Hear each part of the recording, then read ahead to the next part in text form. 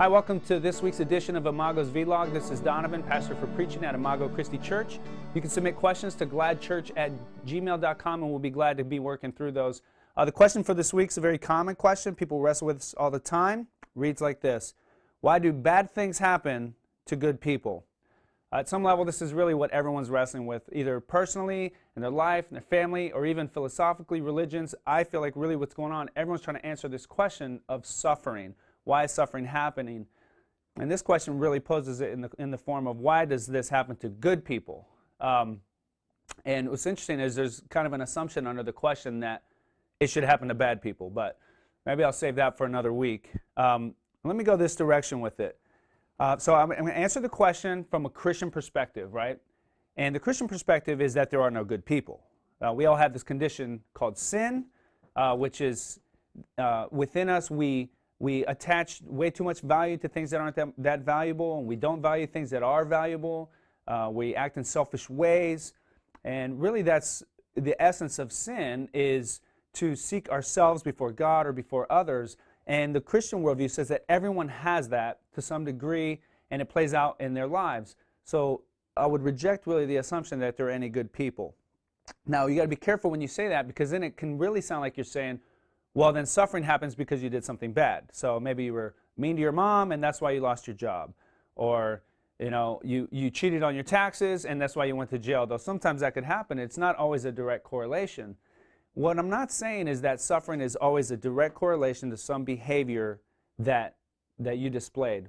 What I am saying, though, is that because of this condition within us called sin, which is that we're not like God, we don't love that which is most lovable, God is in the business of making us like Him, and that demands suffering, right? Now, for the non-Christian, that weight of suffering is meant to drive you to God, to show you the limitations of your abilities, the limitations of this earth, and show you your sin and drive you toward Him. For the Christian, it has the same purpose, is to drive you toward Him, because even though you've been forgiven, you're not perfect. You're far from it. You still have this condition within you called sin. And God is in the business now of making you like His Son. In short, why do bad things happen to good people? There are no good people.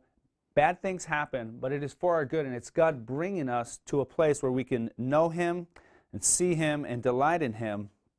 You can really might see a parallel to this in your life. You value qualities like patience, mercy, endurance, and what's it take for you to develop those? It really takes struggle. And so we can get that theoretically. The challenge is when we have to deal with that existentially in our lives, and it's really hard, especially when it's great suffering. Let me finish up with this.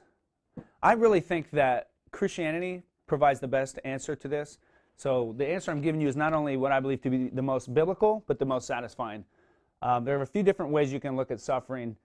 Naturalism or secular humanism, which really says all there is this world, would look at suffering, and really it's just part of the program. So choke it up, learn to deal with it, and do your best to survive. There's really no reason for any of this.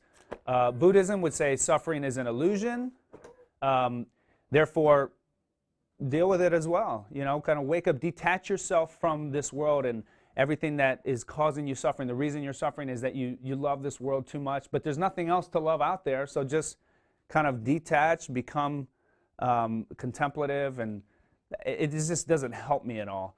Islam comes a little closer in that it says there is a God, and suffering is judgment for sin, but the problem with that, existentially at least for me, is that God is distant.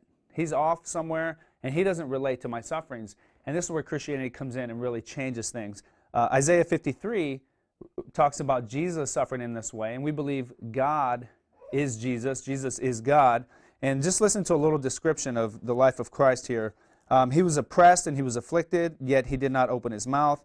Like a lamb that is led to slaughter, and like a sheep that is silent before its shearers, so He did not open His mouth. It goes on, by oppression and judgment He was taken away. And as for His generation, who considered that He was cut off from the land of the living? In other words, Christianity has a God that, yes, though He is subjecting His people to suffering, and and that's not fun, it is called suffering, but it's for their good, He takes His own medicine.